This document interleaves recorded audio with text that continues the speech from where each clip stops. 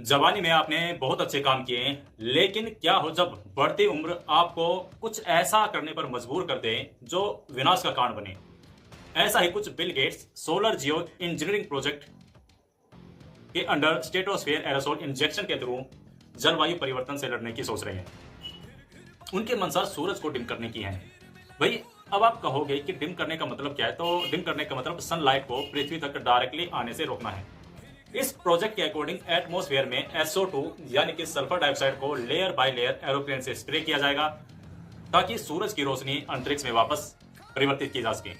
Volcano eruption के दौरान जो गैसें बाहर निकलती हैं उन्हीं में से एक सल्फर डाइऑक्साइड भी है।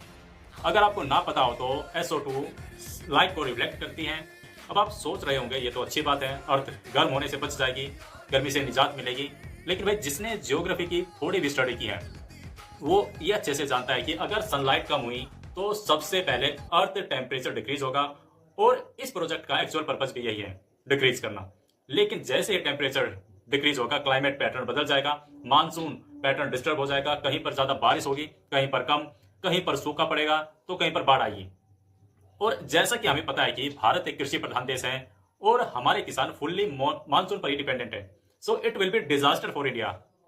ये तो थी इसकी फर्स्ट डार्क साइड। अब दूसरी क्या है वो सुनो। सल्फर डाइऑक्साइड ओजोन लेयर को नष्ट करेगी जैसे स्प्रे किया जाएगा, जिससे अल्ट्रावायलेट एक्सेस हो जाएगी, जिससे स्किन डिजीज और इकोसिस्टम डिस्टर्ब हो जाएगा।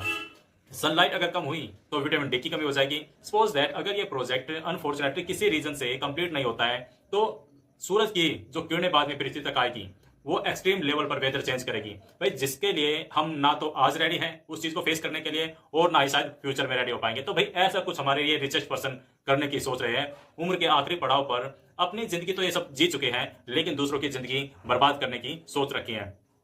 इस प्रोजेक्ट को हालांकि 2024 में बंद कर दिया गया था, लेकिन हाल ही में फिर से रिस्टार्ट करने की बात सुनाई दे रही है। बिल गेट्स के इस प्रोजेक्ट पर आपकी क्या राय है, कमेंट में जरूर बताएं।